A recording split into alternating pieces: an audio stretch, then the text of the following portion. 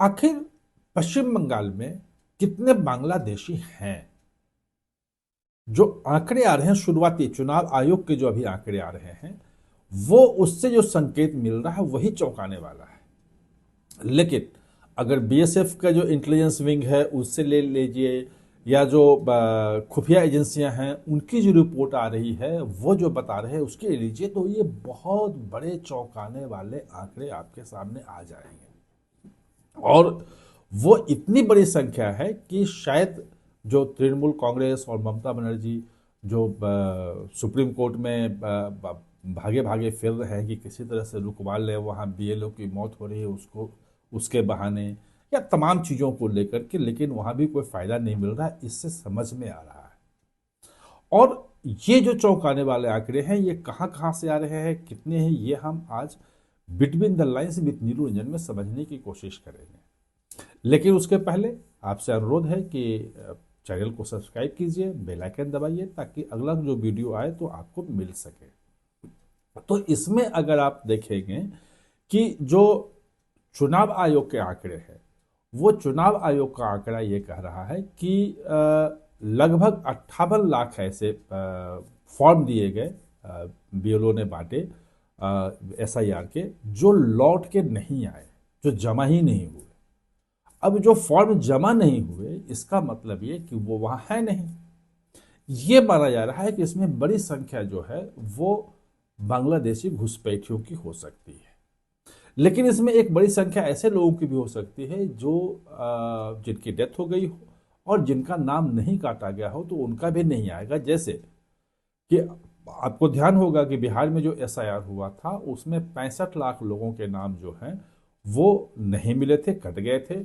उन 65 लाख लोगों में आप देखेंगे तो 35 लाख लोग ऐसे थे जो परमानेंट शिफ्ट कर गए थे, और जो 23 लाख लोग थे जिनको कहा गया कि ये मर चुके हैं और उनका नाम मतदाता सूची में था। तो ये कहानी वहां पे पश्चिम बंगाल में भी ये हो सकती है। अब है क्या कि 35 लाख जो शिफ्ट कर गए थे वो वहां मिले नहीं। तो वहां मिले नहीं का मतलब यह है कि जिस जगह पे उनका नाम चढ़ा हुआ था ब्यूरो गया वहां दिखा नहीं।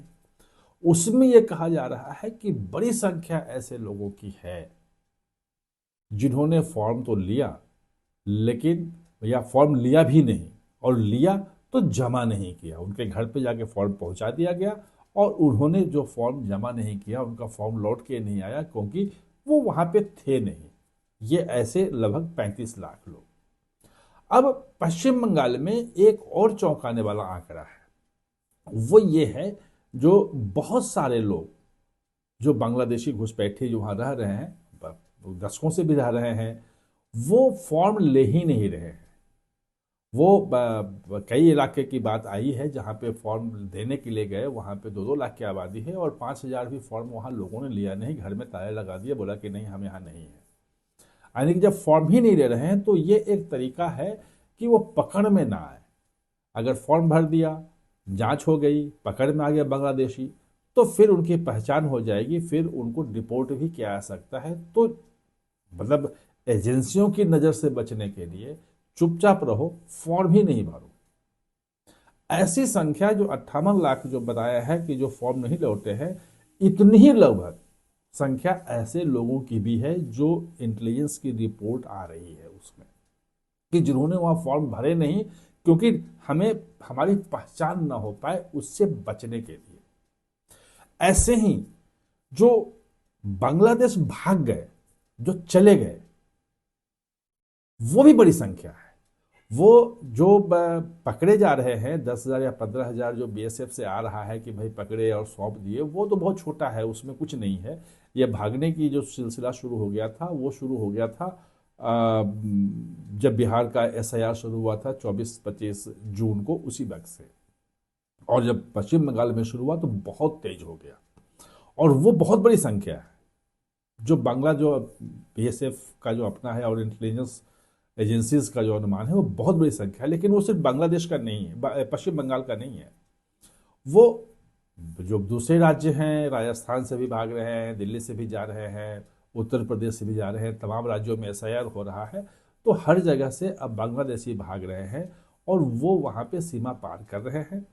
जो मैंने बीएसएफ के कई अधिकारियों के इंटरव्यू भी देखे, उनका वीडियो भी आया सामने, और जो मुझे इंटेलिजेंस के सोर्सेज जो बता रहे हैं वो ये कि वहाँ भागने में किसी को रोक भी नहीं रहे हैं।